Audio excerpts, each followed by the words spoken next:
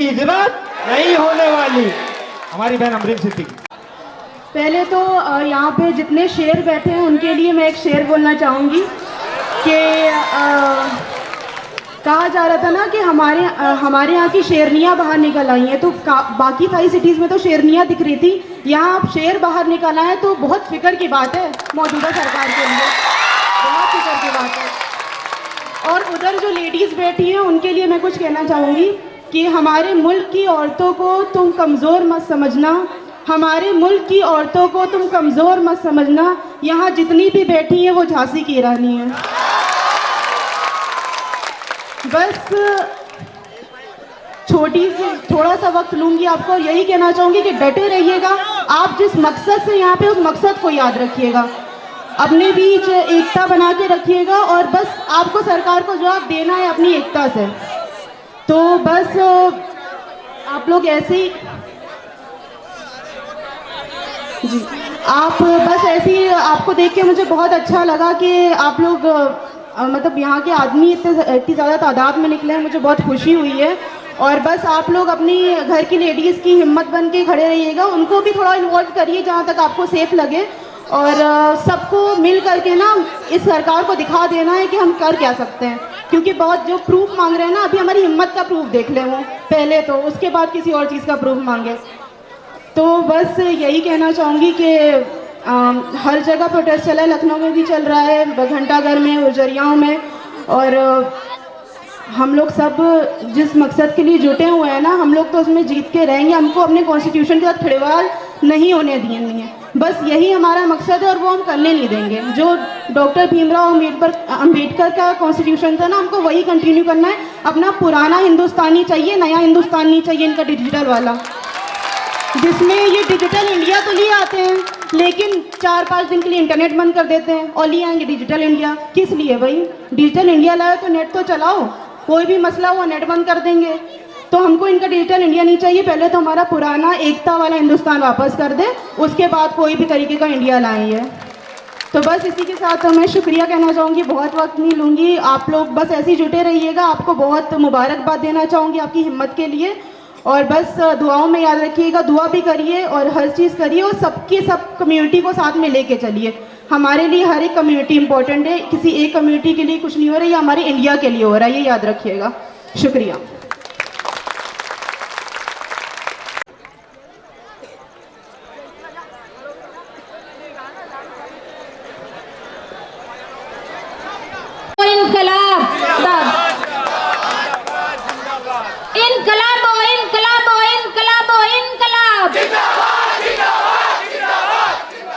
सुमैया तेरे जज्बे से, शाहीन बाग तेरे जज्बे से, जेएनयू तेरे खून से, एएमडीयू तेरे खून से, जामिया तेरे खून से, औरत के जज्बे से, भाइयों के भी जज्बे से, इनकलाब।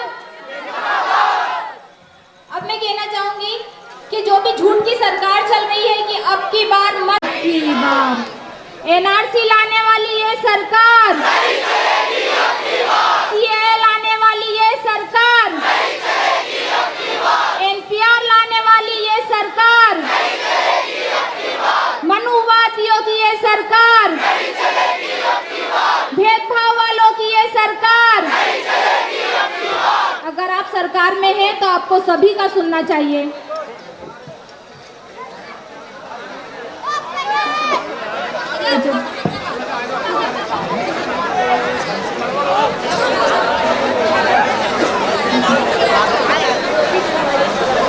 मैं आप लोगों से तो मारा गया है, और वहाँ जो जब स्टूडेंट्स को एंटी नेशनल बोला जा रहा है तो वहाँ पर जो लोग घुसे हैं उस पर अभी तक कोई मुकदमे दायर क्यों नहीं हुए? किस हद तक ये सरकार भेदभाव करना चाहती है और कब तक हमारे सबरों का इंतकाम लेना चाहेगी? कब ये सरकार है जो हमारे पक्ष में भी खड़ी होगी? क्यों नहीं खड़ी हो रही है ये सरकार? एनआरसी की टक्कर में संघर्ष हमारा नारा है, एनपीआर की टक्कर में, सीएए की टक्कर में, भेदभाव की टक्कर में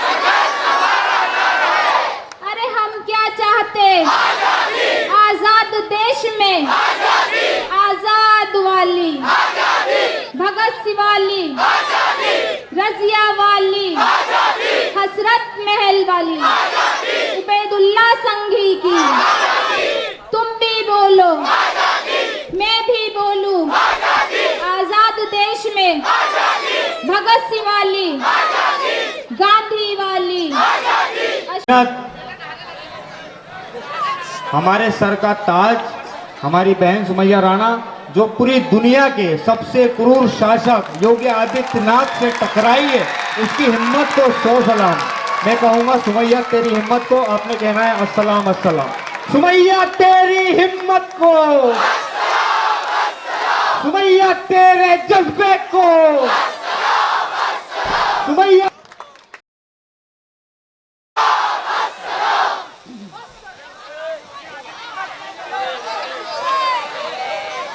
खामोशी खामोशी सब कुछ।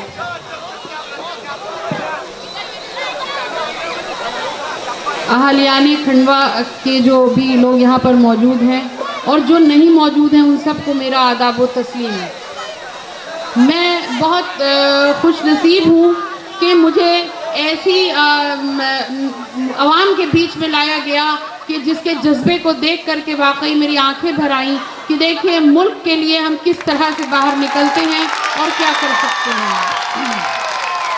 मैं अपनी बात का आगाज़ अपने वालिद मोहतरम जनाब मुनव्वर राना साहब के एक शेर से करूंगी कि जो लोग हमें ये कहते हैं कि आप प्रूफ दीजिए कि आप इंडियन हैं और कब से इंडियन हैं, उनके लिए ये जवाब है हमारा कि मिट्टी में मिला दे कि जुदा हो नहीं सकता, मिट्टी में मिला दे कि जुदा हो नहीं सकता, अब इससे ज्यादा मैं तेरा हो नहीं सकता। और बस तू मेरी आवाज से आवाज मिला दे, बस तू मेरी आवाज से आवाज मिला दे, फिर देख के इस शहर में क्या हो नहीं सकता। मैं आपके बीच मौजूद हूँ। आप सब जानते हैं कि मैं जिस सूबे से ताल्लुक़ रखती हूँ, उत्तर प्रदेश, जहाँ की कौन सी गवर्नमेंट है योगी आदित्यनाथ जी की। योगी आदित्यनाथ जी के बारे में किसी को बताने की ज़रूरत नहीं है। उनकी मानसिकता से बच्चा बच्चा वाकिफ़ है कि वो कैसे एक समुदाय विशेष के लिए क्या रखते हैं धारणा। मेरी बहनों, मेरे भाइयों, ये आसान नहीं था। लखनऊ के अंदर घंटा घर में जो प्रोटेस्ट शुरू हुआ उसको कायम रख पाना। 17 जनवरी की वो सर्द रात जब टेम्परेचर -1 या 1 डिग्री था, उस वक्त हम लोग 25-30 महिलाएं खाली जा करके वहां पर बैठती हैं। कोहरा इतना कि हाथ को हाथ नहीं सूझ रहा था। 25-30 महिलाओं को रोकने के लिए आदित्यनाथ जी ने 10 गाड़ियां फोर्स मंगवाई थी। ये एक शर्म की बात है कि महिलाएं आकर के बैठती हैं मासूम अपने घरों से निकल के, आपकी सरकार डलाने के लिए 10 बटालियन बुला करके बैठालती है। सबसे पहली नाकामी आपकी यहीं से शुरू हो, 10 बटालियन से करा रहे थे। हमारे पास कुछ अफसरान आए और उन्होंने कहा कि बेहतर होगा कि आप अपने घरों को वापस चले जाइए। हमने कहा, हमने दहलीज नांगते वक्त ये कसम खाई थी कि जब हम मुल्क बचाने निकले हैं तो हमें जान की परवाह नहीं करना। हमें अपना मुल्क, अपनी जान अपने सर से ज्यादा प्यारा है। उसके बाद उन्होंने सोचा कि इनकी हिम्मतें ऐसे नहीं टूटेंगी। हमारे लोगों के, क्योंकि बहुत सी औरतें ऐसी थी जिनके साथ बच्चे थे छोटे, कुछ बहुत बुजुर्ग औरतें थी, तो हमारे भाई जो उस वक्त हमारे लिए लगे हुए थे, उन्होंने कुछ कोयले वगैरह ला करके रखे। पुलिस आती है और उन कोयलों के ऊपर पानी डाल देती है, ये सोच करके कि हमारी हिम्मतें टूट जाएंगी। लेकिन हम डटे रहे, अड़े रहे। उसके बाद अगले दिन जो हमारे भाइयों ने हमारे लिए कुछ कंबल वगैरह जुटाए थे, ला करके रखे थे ओढ़ने के लिए, क्योंकि जैसे आप इस वक्त खुली छत के नीचे बैठे हैं, खुले आसमान के नीचे बैठे हैं, आज की तारीख तक घंटा घर में वो सर्द रातें इसी तरह खुले आसमान के नीचे हमारी बहन बेटियों और बच्चों ने गुजारी। उसके बाद योगी आदित्यनाथ की पुलिस कंबल छीन करके भागती है। उसके पीछे ये आपकी बहन ये कहते हुए भागती है कि चोर है उत्तर प्रदेश की पुलिस। ये तानाशाही नहीं चलेगी। ये डकैत पुलिस है, उसके बाद भी उत्तर प्रदेश की पुलिस और प्रशासन का कहर कम नहीं होता है। अगले दिन मुझ पर और मेरी बहन पर मुकदमे दर्ज कर दिए जाते हैं। मैं ये कहने लगी, योगी आदित्यनाथ जी, आप ये सोच करके आपने मुकदमे लगाए होंगे कि हम लोगों के हौसले टूटेंगे, हम अपने घरों को वापस चले जाएंगे। मैं ये दावा करती हूँ कि ये आपके जो लगाए हुए मुकदमे हैं, ये आने वाला वक्त, आने वाली पीढ़ियां ये कह के याद करेंगी कि हमारी बहन बेटी माओ के ये तमगे हैं जो उत्तर प्रदेश पुलिस ने दिए थे अपनी वतन को बचाने के लिए। मैंने अभी 2 दिन पहले ठाकुरगंज इंस्पेक्टर जो हमारे एरिया में आते हैं घंटाघर से, मैंने उनसे कहा कि बहुत दिन हो गए कोई तमगा नहीं दिया इंस्पेक्टर साहब, काफी दिन हो गए। तो वो नजर बचा करके जाने लगे। ये उनकी हार, उनकी शिकस्त का नजारा था। मैं उनके सामने रोज जाती हूँ, लेकिन उनकी हिम्मत नहीं पड़ती कि वो मुझे अरेस्ट करें। उसकी वजह ये नहीं है कि मैं किसी बहुत बड़े घराने से ताल्लुक रखती हूँ। उनको मालूम है कि ये बगावत जो इसकी आंखों में नजर आती है, कहीं ऐसा ना हो कि हिंदुस्तान का नक्शा बदल करके रख दे।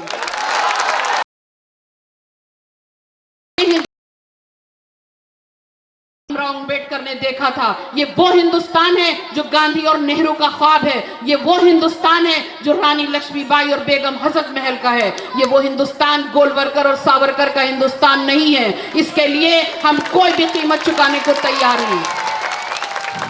एक गलती जो हमारी पीढ़ियों ने करी थी, बंटवारे के वक्त की मुल्क को तकसीम कर दिया था, वो गलती आज का नौजवान नहीं करेगा। हम पैदा यही हुए हैं, यहीं पर मरेंगे हम। वो और लोग थे जो कराची चले गए। मैं एक बात और बड़ी जिम्मेदारी से यहाँ कहना चाहूंगी कि ये हमारा काम था, हमने मिल करके आवाजें उठाई, हमारी बहनों ने आवाजें उठाई। मैं बहनों के हवाले से एक बात कहना चाहूंगी कि मजाज साहब ने एक शेर, मजाज असरारुल हक मजाज साहब का एक शेर था कि तेरे माथे पे ये आंचल बहुत ही खूब है, लेकिन तेरे माथे पे ये आंचल बहुत ही खूब है, लेकिन तू इस आंचल से अगर परचम बना लेती तो अच्छा था। ये दावा है मेरा कि हमारी बहनों और माओ ने अपने उस आंचल को परचम बनाकर पूरे मुल्क में लहराना शुरू कर दिया है। तो इनकी बौखलाहट इस रूप में आती है कि ये गोली मारो जैसे नारे देते हैं, ये शाहीन बाग को पाकिस्तान बनाने की बात करते हैं। ये इनकी बौखलाहट है। मैं गृह मंत्री जी से मैंने कहा था कि गृह मंत्री जी, आप हक और एकता की बात करने की आदत डाल लीजिए, क्योंकि इस अवाम को उसी हिंदुस्तान में जीने की आदत है जो हिंदुस्तान हमारा आजाद हुआ था और उसके बाद हम सब मिल करके रह रहे थे। वरना ये वही अवाम है जिसने आपको अर्श पर बिठाया था और फर्श पर लाते देर नहीं लगेगी। ये जनतंत्र और लोकतंत्र का देश है। अभी कुछ रोज पहले का एक वाकया है, मैं अलीगढ़ गई और मैंने वहां पर सिर्फ इतनी बात बोल दी कि भाई यहाँ पर भारतीय जनता पार्टी ने एक ऐसी आबो हवा जहरीली बना दी है कि घुटन महसूस होती है। उसका वावेला खड़ा हो गया। उसके बाद वहां के सांसद सतीश गौतम ये बोलते हैं कि सुमैया राणा पाकिस्तान क्यों नहीं चली जाती। मैंने कहा, सतीश, मुझसे उन्होंने लाइव आकर के बोला कि पाकिस्तान चली जाएं, वीजा ले लें, वहां चली जाएं। मैंने कहा, साहब आपके जाते हैं बिरयानी खाने, भेज मुझे रहे हैं आप पाकिस्तान। मैंने उनसे कहा, सतीश गौतम जी, बदन में दौड़ता सारा लहू ईमान वाला है, बदन में दौड़ता सारा लहू ईमान वाला है, मगर जालिम समझता है कि पाकिस्तान वाला है। लेकिन एक बात हम लोगों के लिए गौर व फिक्र की ये है कि हमें किस तरह से अपना इत्तेहाद बना के रखना है, हर कौम के लोगों को जोड़ना है। यहाँ पर ये मुल्क में जो ये काला कानून नाफिज किया गया है, बल्कि थोपा गया है हिंदुस्तान की अवाम पर, इसके लिए ना किसी हिंदू को, ना किसी मुसलमान को, ना दलित, ना सिख, ना ईसाई, ये हर हिंदुस्तानी के लिए बहुत ही खतरनाक है। क्योंकि आने वाले कल में हमें ये नहीं मालूम कि मैं हिंदुस्तानी रह जाऊंगी या मेरा बेटा हिंदुस्तानी रह जाएगा। तो इससे पहले कि हम डिटेंशन सेंटर में जाकर के जिंदगी गुजारें, हमें जेल में गुजारा करना ज्यादा बेहतर है। मुझसे पूछा गया, एक किसी मेरे पत्रकार बंधु ने पूछा कि आप लोग क्या करेंगे अगर, उन्होंने बड़ा मज़ाहिया लैंग्वेज में मुझसे पूछा,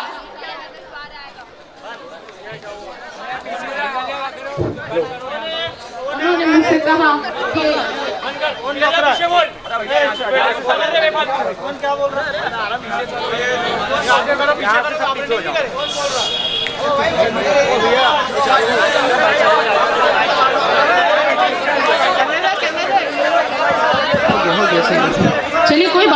जाता है, ऐसा कोई मसला नहीं है।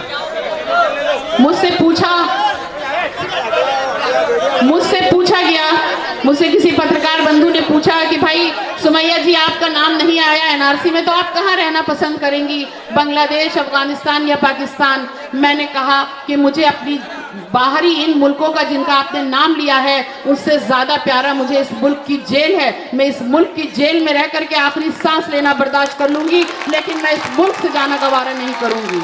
और ये हर मुसलमान, हर हिंदू, हर दलित, हर सिख का यही नारा है कि पैदा यहीं हुए हैं, यहीं पर मरेंगे हम। वो और लोग थे जो कराची चले गए। उसके अलावा एक बहुत ज़रूरी बात यह है कि ये गवर्नमेंट ये साबित करने पर लगी हुई हैं कि ये जो महाज छिड़ा है, जो तहरीक है, ये सिर्फ मुसलमानों की है। इस बात को कैसे झुटाया जाए, क्योंकि हमारे बहुत सारे ऐसे लोग हैं जो अभी बेदार नहीं हुए हैं, ना हमारी कौम से बेदार हुए हैं, ना गैर कौमों से बेदार हुए हैं। इस एनआरसी, सीए और एनपीआर की जो हकीकत है उससे ये बिल्कुल भी नहीं वाकिफ़ हैं कि जिस दिन ये सब कुछ लागू होगा एनआरसी, उस दिन सबसे बड़ा जो वर्ग जो सबसे ज़्यादा प्रभावित होगा, जो जद में आएगा, वो हमारे दलित भाई हैं। उनकी सबसे बड़ी, क्योंकि सबसे ज़्यादा मेजॉरिटी में दलित हैं, तो सबसे ज़्यादा वो प्रभावित होंगे और दूसरे नंबर पे मुसलमान प्रभावित होंगे। लेकिन ये सरकार इतनी चालाक सरकार है कि वो यहाँ पर ये शो कर रही है कि इससे जो भी अगर नुकसान होगा भी एनआरसी से, तो मुसलमानों का होगा। हमें ज़्यादा से ज़्यादा अपने दलित भाइयों को भी जोड़ना है और सभी समुदायों को ला करके अपने इस जंग में, इस महाज में शामिल करना है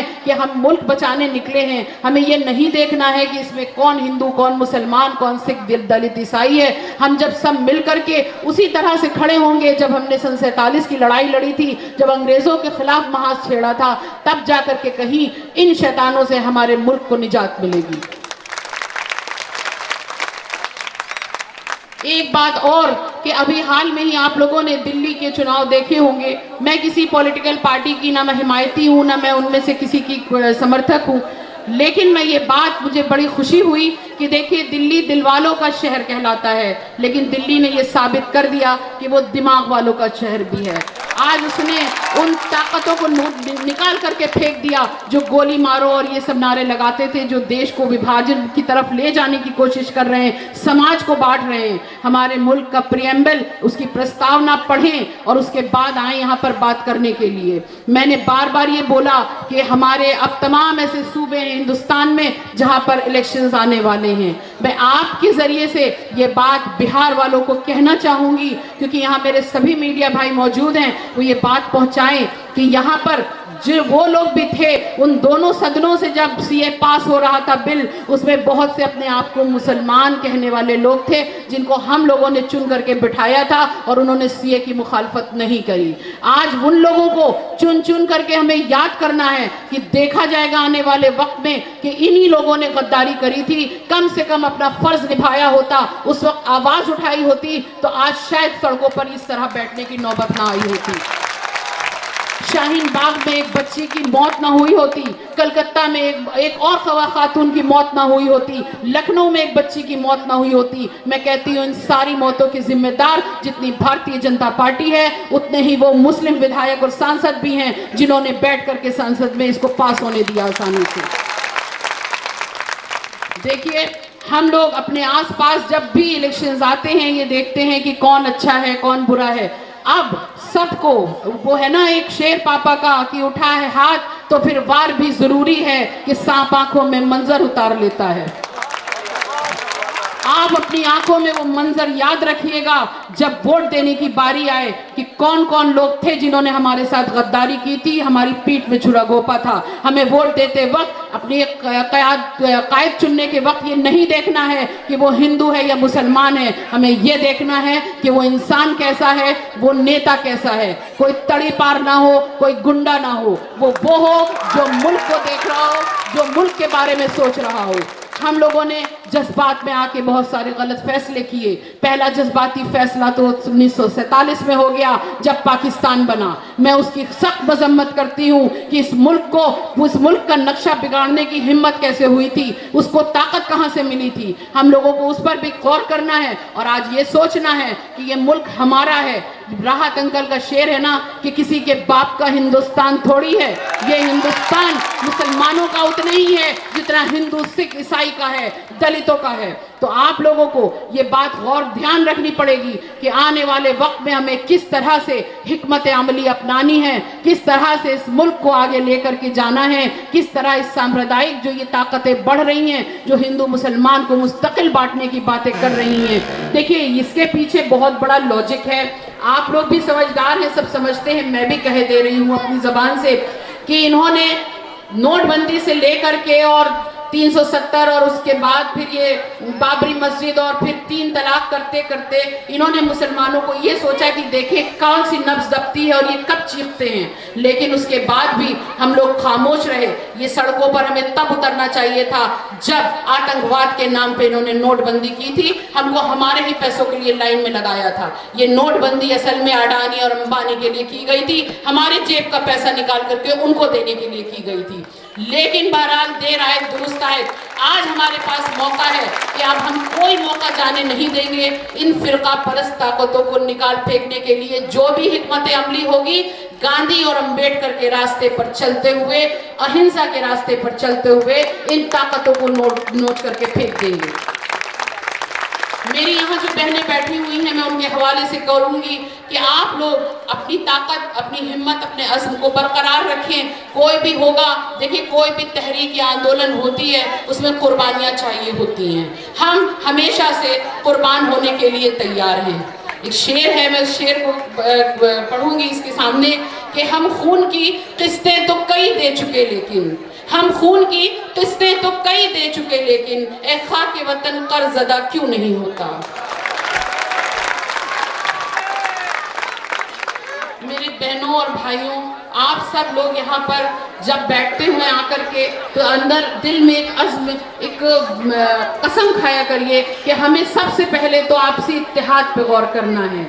आपस की जो भी हमारी नाइत्तेफाकियाँ हैं वो अपने घरों पे छोड़ करके हम इस मुल्क को बचाने निकले हैं। तो जब हम खुद आपस में एक नहीं होंगे तो इस मुल्क को नहीं बचा सकेंगे। तो हमारे अंदर का जो भी तफरका है कि वो मुसलमान, हिंदू या आपस में आप समझ सकते होंगे कि क्या क्या वो है, फ़र्क है, डिफरेंसेस हैं, उन सबको हमें भुलाना होगा।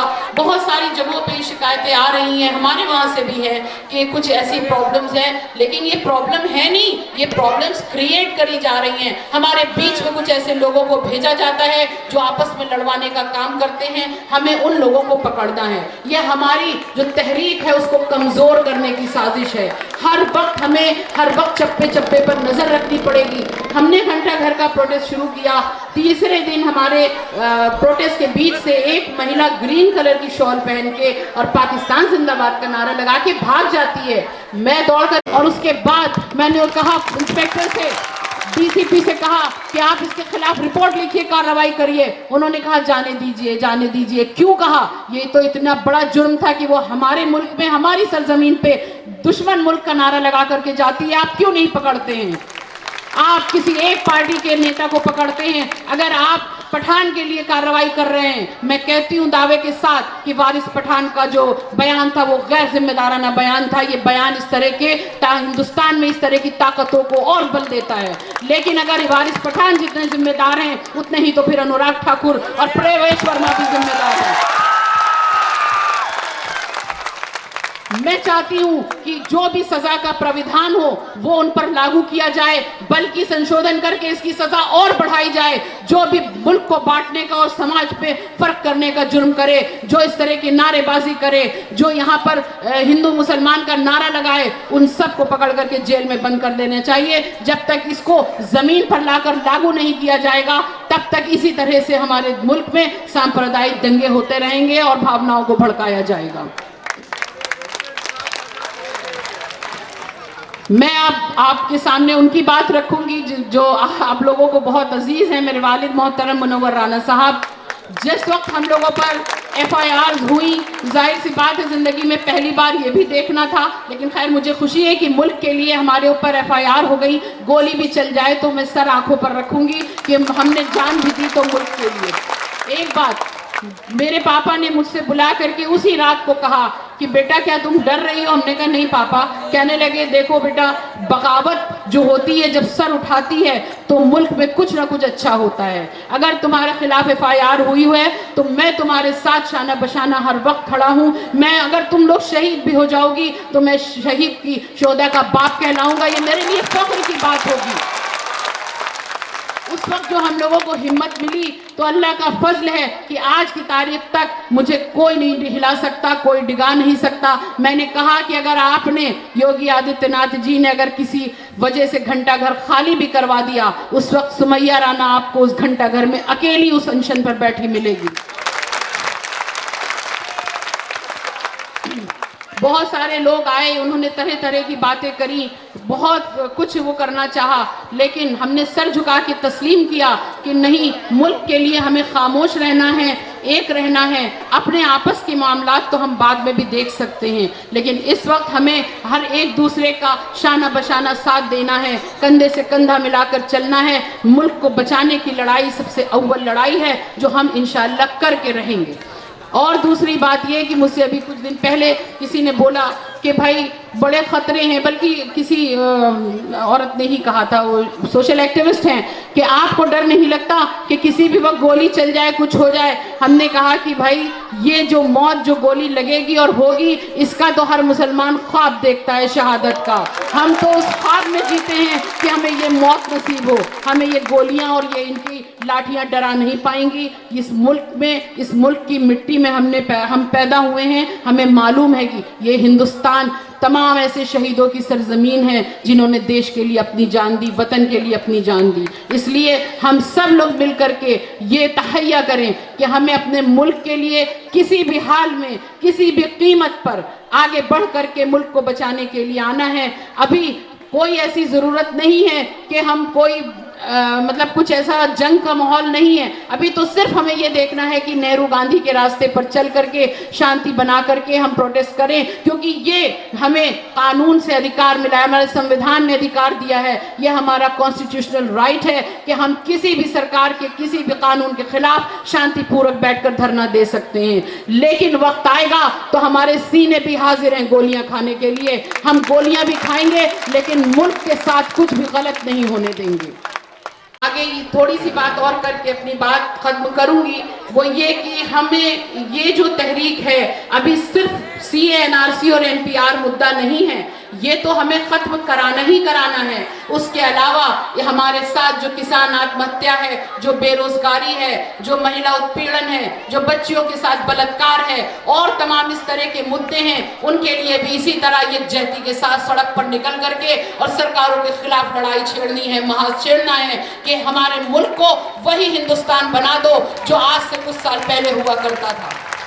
हमें किसी नए हिंदुस्तान की ज़रूरत नहीं है, हमें वही हिंदुस्तान चाहिए जिसमें हम सुकून की सांस लेते थे। इसलिए मैं अपनी बात को यहीं ख़त्म करती हूँ और आप लोग मेरी आवाज़ से एक बार आवाज़, इनकलाब इनकलाब। दादा लड़े थे गोरों से, दादा लड़े थे गोरों से, अरे हम क्या चाहते? प्यारी प्यारी, अरे जान से प्यारी, अरे गांधी वाली, नेहरू वाली, अरे भगत सिंह की, नेहरू वाली। तुम डंडे मारो, हम छीन के लेंगे, तुम गोली चलाओ, हम मर जाए तो तुम कफन पे लिखना। बहुत बहुत शुक्रिया, बहुत बहुत शुक्रिया। हमको जगाया, आपका कीमती वक्त दिया, क्योंकि मकसद आ है कि इनके पास टाइम नहीं है। इंदौर वालों ने भी डेट लगा के रखी है, लेकिन इन्होंने क्लियर मना कर दिया है कि नहीं, मैं नहीं कर पाऊंगी। लेकिन खुसूसन मध्य प्रदेश का पहला प्रोग्राम इन्होंने खंडवा में ही किया अल्हम्दुलिल्लाह, और इंदौर वालों को तो मना कर दिया क्योंकि टाइम नहीं है। ये आए, मैं आप सबकी तरफ से इनका शुक्रिया अदा करता हूँ। मैं चाहता हूँ कि पहले हमारी माएँ बहनें जो है वो निकल जाए, मर्द लोग बैठे रहे, उसमें से 10-20 महिलाएं जिम्मेदार हो जाए, हमारी माँ बहनें, उनको आराम आराम से निकाल दे। कोई जल्दी नहीं, अपने पास बहुत टाइम है, किसी तरह की कोई जल्दी नहीं। आप लोग रुक जाए, अपने आपसे मिलना चाहती है आपके बीच आकर। कोई भी मर्द इनडिसिप्लिन नहीं करेगा। हाँ, ये सिर्फ वहां जाएंगे, उनसे मिलेंगे, बाकी सब यहीं रहेंगे। सुमैया प्यारी है, बिल्कुल भी इंडिसिप्लिन नहीं होना चाहिए, पूरी चेन बना लो। तमामी हजरात से गुजारिश है कि वो जरा थोड़ा शांति बनाए रखे। सब चुप रहे, सब चुप रहे, कोई इंडिसिप्लिन नहीं करेगा। चलो हटिए हटिए हटिए। सुमैया अपने मिलना चाहती है हमारी माँ बहनों से, उनके हौसलों को सलाम करना चाहती है। और मैं आप सबकी तरफ से मैसेज रखना चाहता हूँ कि हर सिमत मचलती किरणों ने अब सूर्य शबे गम तोड़ दिया, अब जाग उठे हैं दीवाने, दुनिया को जगा कर दम लेंगे। ये बात आए जहां महकाएंगे या खूब नहा कर दम लेंगे। सोचा है कफील अब कुछ भी हो, हर हाल में अपना हक लेंगे। इज्जत से जिए तो जी लेंगे, ये जाम शहादत पी लेंगे। सब भाई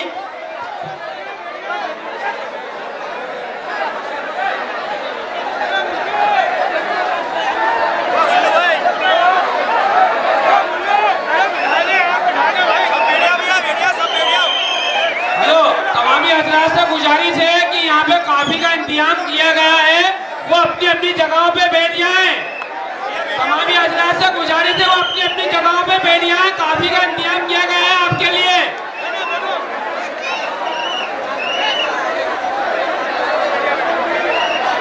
नहीं, अरे तमामी हजरात से गुजारिश है कि वो अपनी अपनी जगहों पे बैठ जाएं। अभी प्रोग्राम खत्म नहीं हुआ, अभी टाइम है अपने पास, अभी बैठ जाएं।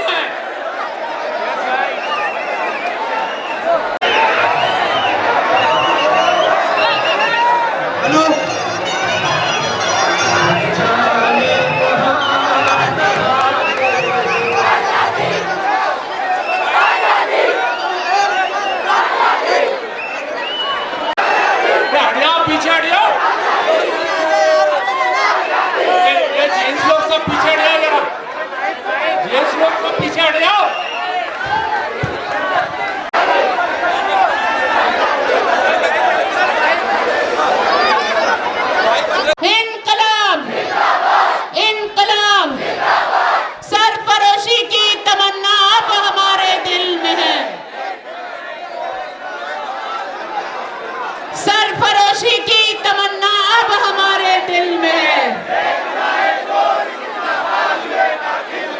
अरे महिला शक्ति, महिला शक्ति, महिला शक्ति जिंदाबाद।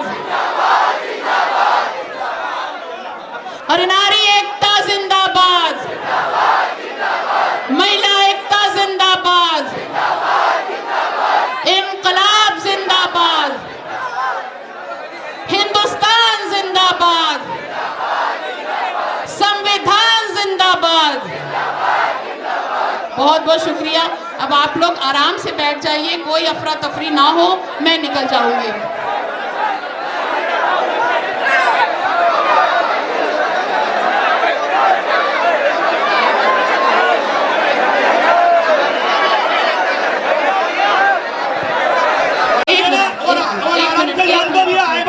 धक्का मुक्की मत करो, कोई किनारे हो जाइए प्लीज। अस्पाक माइक ले ले, अस्पाक।